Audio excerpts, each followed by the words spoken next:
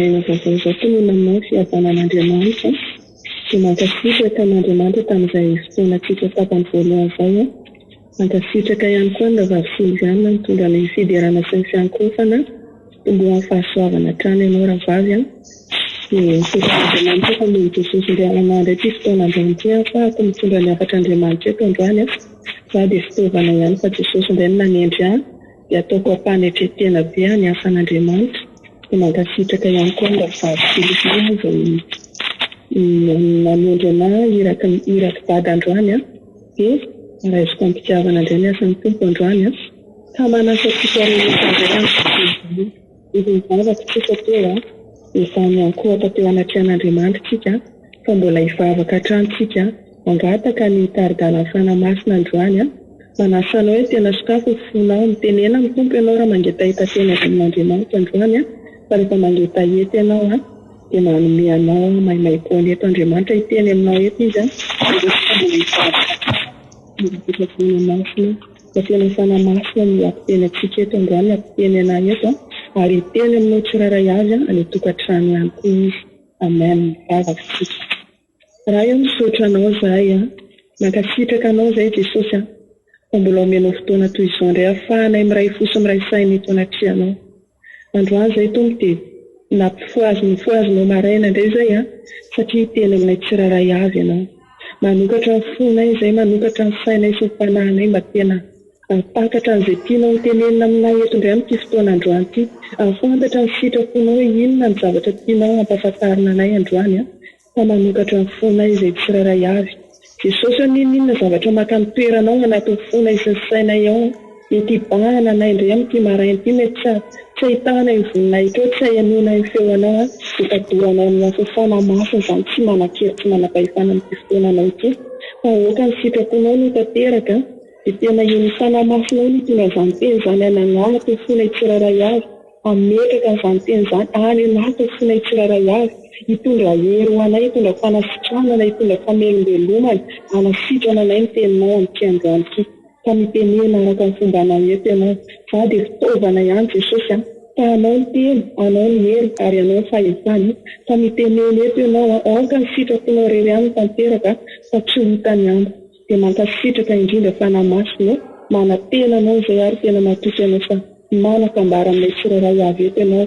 Fa io koa hoe namanao izay mbola tsy tafiditra eto amin'izao fotoana izao, aza venanao tafandromamy izy amin'izay toerana misy azy any a. Fa fantatra hoe misy nahatsara anazy ny teninao eto androany a. Dia voazy izy a, ianao tsy atafandromandry azy fa tena hoe anokatra ny masom-panahiny ianao amin'ity maraina ity a. Fa ho tafiditra eto izy na dia taratara aza dia tsy ho disan-drary eto ny tsiraray avy. Amin'ny anaran'i Jesosy Kristy velona no anaovana sy hanandratana izany zavatra izany. Sotra tompo. Amen. Amen. Magnano tsara fa tsika azafady.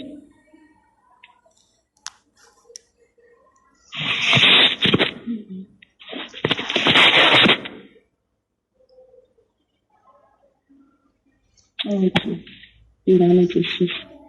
Amin'ny tenin'Andriamanitra raha izy nahameny Jesosy atsika eto androany a, mbola atsika azy a.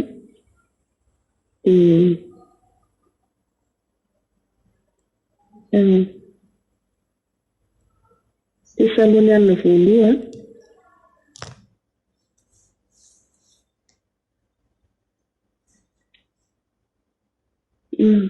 ok efa mety le ok efa regle. Tesaloniana voaloha toko 10 andiny 17 nandraisatsika taridala ny fanamasina androany. Tesaloniana voaloha toko 10 andiny 17 amin'ny anaran'i Jesosy. Ary Andriamanitra ny fiadanana ny masina anareo samy tanteraka, fa aoka harovana avokoa ny fanahinareo sy ny ainareo ary ny tenanareo ho tanteraka ka tsy hanatsiny amin'ny fiavian'i Jesosy Kristy tompontsika. Amen. Izany tenin'Andriamanitra izany a no ampianaran'ny tompo atsika indray androany.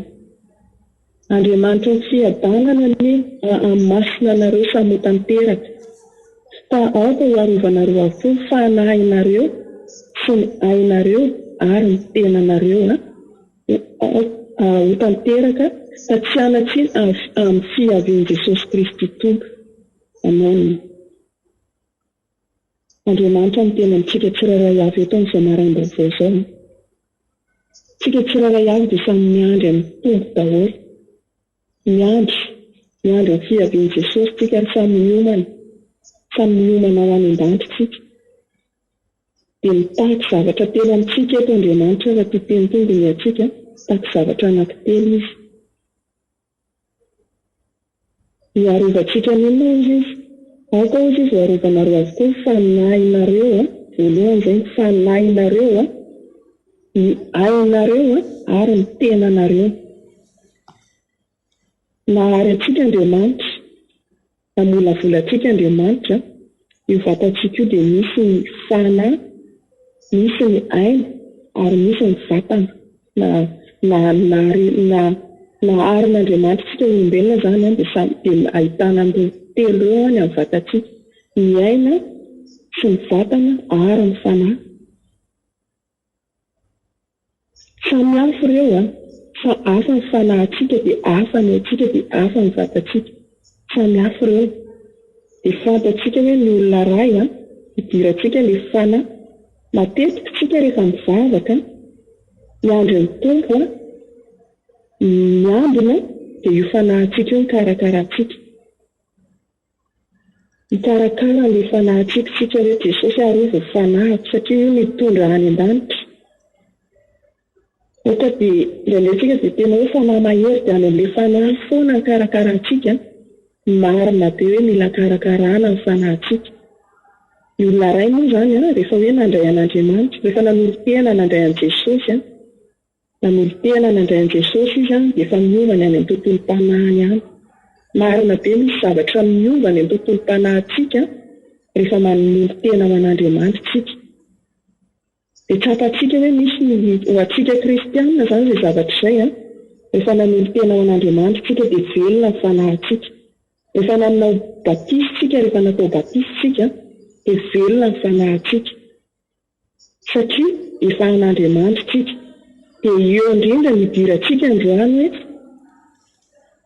andinitsika satria misy be lehibe ampanompon'Andriamanitra ny kristianina, variana mikarakara an'ilay fanahy izy. Dia amin'ny tontolo-panahy io foana mikarakarana. Izaho tena efa matoky an'Andriamanitra be satria izaho efa nanolotena. Raha ho avy Jesosy dia tena vonona satria izaho efa nanolotena ho an'Andriamanitra. Izaho efa manana batisan'ny fanahy masina. Izaho efa manatanteraka ny didin'Andriamanitra rehetra. Dia matoky be ilay olona hoe izaho tena efa mpanompon'Andriamanitra, efa tena manantena an'Andriamanitra. Raha ho avy izy dia efa azoko antoka ny amiko. Marina be izany hoe azonao antoka ny aminao. Fa raha tia tenin'Andriamanitra ity dia ny atsika dia tena miteny be ity tenin'Andriamanitra ity. Aoka tsy hanatsiny. Aoka hozy izy tsy hanatsiny amin'ny fiavian'i Jesosy Kristy tompony. Inona izy izy? Ny fanahinareo voatonona, ny ainareo voatonona, ny tenanareo voatonona. Izany hoe tsy ilay fanahintsika ihany mikarakaratsika, fa misy zavatra telo takian'Andriamanitra amintsika. Andao hidirantsika hoe inona io aintsika io. Hoe tsika izao ohatra hoe raisiko ny tena hoe izaho izao tena mikarakara miara-tanàko be fa ilay haiko tsy ilay vatako tsy rarahiko. Dia raha tia tenin'Andriamanitra ity izao izao ny raisiko hoe tena hoe miandry ny tompo izaho tena efa manana batisa amin'ny fanahy masina, izaho tena efa mitiny ray aman-dreny, izaho tsy mitsangajanga, izaho tena efa manao ampafontarena, efa manao ny didin'Andriamanitra rehetra. Dia ilay haiko tsy ilay tenako anefa tsy karakarako. Dia ny possible ve amin'izay fotoana izay hoe raha tonga Jesosy dia hiakatra amin'izay fotoana izay. Dia nefa ilay tenin'Andriamanitra tena miteny hoe ny Andriamanitra ny fiadanana hoe ahamasina anareo izy ny famotanteraka ny aina sy ny vatana ary ny fanahy eo am-piandrasana ny fiavian'i Jesosy Kristy tompo. Izany hoe fantatsika tsiraray avy fa fiangonana malaza tsisy kilema ny fiangonana ho antsoin'Andriamanitra ho alain'i Jesosy Kristy tompo efa tonga ny fampiakarana. Dia miantsika izany hoe fiangonana tsisy kilema, fiangonana malaza tsisy kilema no anan'i Jesosy Kristy tony. Dia hoy isika hoe ny fanahintsika tena karakarantsika be dia andao hidirantsika ilay aintsika, ilay aina. Io amin'io ain'io ny tena problème, io ny tena misy olana amin'ny kristianina. Dia miantsika tsara hoe avy aiza moa ny aintsika? Ao anatin'io aintsika io ny tena betsaka olana na mpanompon'Andriamanitra izy, na tena hoe mijery hoe manao asan'Andriamanitra izy, na ihany koa izy tena efa hoe manompo tena hoe mpanompon'Andriamanitra izy. Fa rehefa diniana any amin'ilay aina, rehefa any amin'ilay aina ny tsy voakarakara, rehefa any amin'ilay aina ny tsy miambina dia miteraka olana amin'ny kristianina. Dia miantsika hoe any amin'ilay aintsika, ohatrany ahoana moa ny toetra any amin'io aintsika io, ny fivoan'io aintsika io manao ahoana. Tsika izao miteny hoe za zao raisiko ohatra foana ny tenako hoe efa manompo an'Andriamanitra efa manana batisa amin'ny fanamasina fa raha vao any amin'io aiko ny tsy voariko dia zava-poana maha kristianina anazy, satria avy amin'ilay aina ao ny voan'ny ratsy, fialonana, avinavina, avy amin'io aina io izany ny lolopolo, ny fitsiriritana, izany rehetrarehetra izany dia zavatra avoakan'io aintsika io. Dia io mihitsy no angatahana amintsika izany mba tena ho converti ny aintsika. Tsy ny fanahintsika ihany no converti fa ny aintsika tena angatahan'Andriamanitra mba ho converti. Satria rehefa converti ny aintsika io dia tanterakitsika amin'ny fiangonana pentipentina tsy misy kilema ho anisan'ilay olona ho apakarin'Andriamanitra tsika eo ampiandrasana azy. Izany hoe mila miala tsika dia miantsika tsara hoe aiza ilay point faible atsika amin'ny aintsika io. Inona no mahatonga ilay avinavina, inona no mahatonga ilay fialonana amin'ny olona, inona no mahatonga ilay zavatra ataontsika tsy araka ny sitrapon'Andriamanitra. Raha vao any amin'io misy converti, mila mandeha teny tsika fa andro farany izao, mila mifo tsika fa andro farany izao, ora farany izao dia mitaky amintsika Andriamanitra mba ho converti tsika tsirairay avy. Tsy ny fanahintsika ihany ny karakarantsika fa ny aintsika. Avy amin'ny aintsika no mahatonga tsika manao zavatra tsy araka ny sitrapon'Andriamanitra. Fa raha tsy miambo amintsika, raha tsy aintsika no miaro ny aintsika io dia ahoana izy ilay tenin'Andriamanitra teo? Andriamanitra mila tsika eo ampiandrasantsika ny tompo dia mila azontsika antoka ilay aintsika. Tsy ilay fanahintsika ihany ny tena hoe karakarantsika azahoantsika antoka fa ilay aintsika mila azontsika antoka tsara hoe tena converti ve dia noho ny tena anao izao fotoana izao. Mbola manana fotoantsika, mbola omeny tompo fotoantsika, mbola omen'Andriamanitra fotoantsika andiniantsika tena mahatonga ny tompo ny tenantsika amin'ny alalan'izany tenin'Andriamanitra izany. Fa rehefa tsy haintsika mikarakara io aintsika io, rehefa tsy haintsika ireo hoe mbola hitantsika ety amin'ny tenantsika hoe avy aiza moa izany ilay avinavina, inona mahatonga ilay avinavina amin'ny fiainan'olona anankiray, inona mahatonga ilay lolopo amin'ny fiainan'olona anankiray, inona mahatonga ilay fialonana amin'ny fiainan'olona anankiray. Satria ilay ainy mihitsy mbola velany anjaka, ilay ainy mihitsy mbola tsy converti. Dia misy zavatra kely miseho, ohatra hoe tsaratsara indray hoe kanjo ilay namanao androany dia lasa miteraka iny, miteraka fialonana.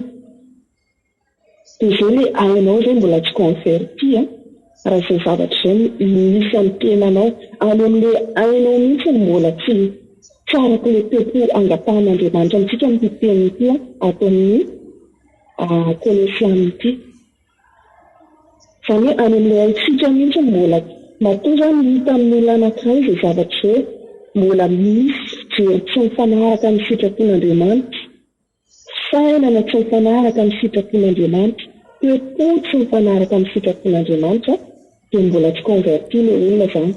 Na dia efa miteny ianao hoe izaho tena efa manapa-teraka ny sitrapon'Andriamanitra rehetra, tena miteny tsy fantatra be, mafana be ary efa mivavaka, tena azoko antoka mihitsy ny ara-panahy, nefa mbola hitao ilay hoe fialonana kely, hitao ilay hoe avinavina kely, hoe misy olona izao hoe ilay avinavina, misy olona izao ohatra hoe tsaratsara akanjo kely noho ianao, na hoe mahaihay kely noho ianao, na ianao ilay tsaratsara tarehy kely, ianao ilay mamanana an'ilay akanjo tsaratsara kely sy tsaratsara kely, dia lasa ianao lasa miavinavina amin'ilay hoe inona moa inona izay io, na ilay hoe toe-tsaina misy mbola tsy mifanaraka ny sitrapon'Andriamanitra, dia mbola tsy converti izany. Fotoana fandiniantsika teny izao, andro farany izao. Ny Tompo mihitsy no miantso antsika androany, hanokatra ny masom-panahintsika hoe ilay haitsika ve efa converti mahanao amin'ny Tompo, ho anao izay tena efa converti dia tahina mihoatra ianao, fa ho anao izay mbola manana izay toetra tsy araka ny sitrapon'Andriamanitra izay, dia fanamasina na hamangy ianao, hanafaka anao, hanala ny fatorana rehetra izay mbola tsy vitanao manala azy. Vita mery ny tenantsika izany, fa ny fanamasin'Andriamanitra no afaka manampy antsika, sy ny etaetantsika hoe tena vonona miala avy amin'ny tenanao ihany, vonona iala dia fanamasina manampy anao manongotra ilay izy amin'ilay toerana. Dia tena tiantsika Andriamanitra androany, teny amintsika izy hoe io haitsika io mila convertiana, mila convertitsika io, satria Andriamanitra ny fiangonan'Andriamanitra ho anay dia tsisy pentipentiny. Aoka tsy hanatsintsika, aoka samy ho tanteraka tsika, aoka tena ho tanteraka araka ny sitrapon'Andriamanitra ny antsika amin'izao andro farany izao. Ary fantatsika tsara fa ny amin'ny devoly ny asany dia tsika zanak'Andriamanitra mihitsy ny potehana. Izy tsy maka ny any ivelany, izy tsy hamotika ny any ivelany, fa ho antsika ilay tenantsika manompo mihitsy raha tsy mitandrina tsika dia lasa manaonao foana. Raha tsy mitandrina tsika, tsy ampy herim-bavaka dia lasa manaonao foana. Ka miteny amintsika ny Tompo androany, mampianatra antsika ny Tompo, mananatra antsika ny Tompo, karakarao ny momba ny ainao, karakarao ny mpanahinao, tena ilaina be, karakarao ny ainao, da tsy hanatsino eo anatrehan'Andriamanitra tsika fa samy tanteraka araka ny teny izay angatahana amintsika amin'ity teny ity. Aoka samy tanteraka tsika ny haitsika, esory amintsika izany, raha misy amintsika manana izany fialonana izany, toetra tsy araka ny sitrapon'Andriamanitra izany, fa blocage ny devoly amin'ny fiainanao izany, ahatonga anao tsy ho tanteraka, nefa ny zavatra kely iny manakana anao tsy ho any an-danitra. Esorintsika izany potehantsika amin'ny afo fanamasina izany, fa misy amintsika mbola manana izany toetra izany hoe manao fijery tsy mifanaraka ny sitrapon'Andriamanitra, manana toe-po tsy araka ny sitrapon'Andriamanitra. Haitsika fa io toe-pontsika io dia efa miteny Andriamanitra fa mila fo madio Jesosy, mila olona masina Jesosy, fofony fahamasinana. Karaha mbola misy seza kely hipetrahan'ilay devoly hoe Andriamanitra mendrika hipetra ao anatin'ny fotsika ao, Jesosy mendrika hipetra ao anatin'ny fotsika ao. Karaha misy kely zavatra kely, io na kely ary dia efa manakana ny fitahipananao, ny zavatra kely fotsiny tenenao fotsiny, ohatra hoe loro-po kely, fialonana kely. Hitadidio fa ny zavatra iny tsy avy amin'Andriamanitra mihitsy, fa ny sitrapon'Andriamanitra amintsika dia samy ho tanteraka, sitrapon'Andriamanitra amintsika dia samy adio, sitrapon'Andriamanitra amintsika dia samy ho masina. Dia androany ilaontsika andeha miteny eo anatrehan'Andriamanitra n'izany teny izany. Inona ny ataontsika mba hahatonga an'ilay haitsika tena ho converti? Inona ny ataontsika mba hahatonga antsika tena tsy hanatsiny eo anatrehan'Andriamanitra, tsy hanatsiny eo amasin'Andriamanitra? Inona ny tokony ataontsika n'izany? Mila fanavaozantsika. Isan'andro tsika dia mivavaka. Mino fa samy olombavaka daholo tsika tafiditra eto amin'izao fotoana izao. Fa ao anatin'izany tsika rehefa mivavaka manavao ny fo, manavao ny saina, manavao ny fanahy, manavao ny fanoloran-tena tsika eo anatrehan'Andriamanitra. Dia mino efa mitenanao Jesosy tena avaozy amboary ny fiteniko, amboary ny foko, amboary ny saiko. Dia mino tsara ngeo rehefa tena mivavaka ny olona anankiray ny tenanao dia miana aza mieritreritra n'izy fa ny tenanao tena dia eo amin'izao fotoan'izao hoe rehefa tena feno vavaka ianao, rehefa tena ampivavaka ianao dia tadidio tsara dia mino tsara fa mahery be ianao. Tsy manaiky mempo an'ny devoly izany ianao hoe misy zavatra tsy araka ny sitrapon'Andriamanitra mpanaoviny devoly ianao dia tadidio fa rehefa feno vavaka ny olona anankiray dia tsy manaiky irakiraky ny devoly izany. Fa ny olona anankiray rehefa ampivavaka mijoro tsara feno hery tsy azo atao inonino tena miala maina ny devoly. Any am-bohatra ianao ry Satana hoe raha vao maniraka anao ny devoly. Fa raha vao tsy ampivavaka ny olona anankiray, raha vao tsy ampivavaka ny olona anankiray dia manahirana. Raha vao tsy ampivavaka ny olona anankiray rehefa tsy mitombo ara-panahy ny olona anankiray dia irindriny mihitsy ny mihiraka raha ny devoly ataon'ny devoly fitaovana. Dia ny tsara mihitsy fa tena zavatra mipetraka izany hoe ny olona anankiray feno vavaka dia ny olona anankiray tsy ampivavaka dia iny anankiray ampivavaka iny tsy hay ataony inonino izy fa izy dia tena mamotika izy. Inonino plany devoly dia totony avokoa satria any aminazy ilay tsy fahefana. Tondra ilay herin'Andriamanitra izy, feno vavaka izy ny herin'Andriamanitra sy ny herin'ny fanambasana miparika azy dia tsy manaiky ataon'ny devoly irakiraka izany izy. Fa ny olona iray tsy ampivavaka manaiky izy dia ataon'ny devoly mahita ilay felonana kely ilay maso dia manaiky tokoa. Ilay lolo-po kely dia manaiky tokoa satria manino tsy ampy an'ilay herin'Andriamanitra, tsy ampy fiarovana. Io herin'Andriamanitra io tena fiarovana ho antsika io. Fiarovana ho antsika io, aina ho antsika io. Fa ho antsika tena manompo an'Andriamanitra mihitsy rehefa tsy miambintsika ny fotoana anankiray dia miditra ny devoly ary izy rehefa mahita varavarana idirana izy dia mitsefika izy izay varavarana rehetra tiany idirana dia mitsefika izy. Dia rehefa tsy miambina ny olona anankiray ny fotoana iny dia manaiky irakirahany amin'izay, manaiky ataony iraka amin'izay dia lasa mitondra mamotika. Ahoana izy ilay tenin'Andriamanitra ny Jaona 10:10 Jaona 10:10 ny devoly izy dia tsy azo tsy anino angalatra ny fiadananao izy, angalatra ny fifaliponao izy, angalatra ny fahaizanao izy, angalatra ny fitadidianao izy, angalatra izy ary mamotika izy. Ohatra hoe gropy anankiray dia tsipehany mihitsy rehefa misy iray manaiky rano eo anatin'ny gropy eo dia mamotika izy. Tsy tianao izy zareo ilamina dia misy iray izay tsy miambina ao anatin'ilay ray iny ao anatin'ilay gropy iny dia tonga izy mamotika. Dia mila miambina mihitsy tsika zanak'Andriamanitra mba tena ho fiangonana tsy misy kilemy eo anatrehan'Andriamanitra tsika ho tonga tena hoe olona ankasitrahan'Andriamanitra tsika dia mampianatra tsika ny tompo. Aza manaiky hoe irakiraka ny devoly izany, aza manaiky hoe ataon'ny devoly fitaovana izany. Fa mila manavao tsika ny herim-bavaka tsika, mila manavao tsika ny fifandraisantsika amin'ny tompo sanandro tena hoe fiambenana.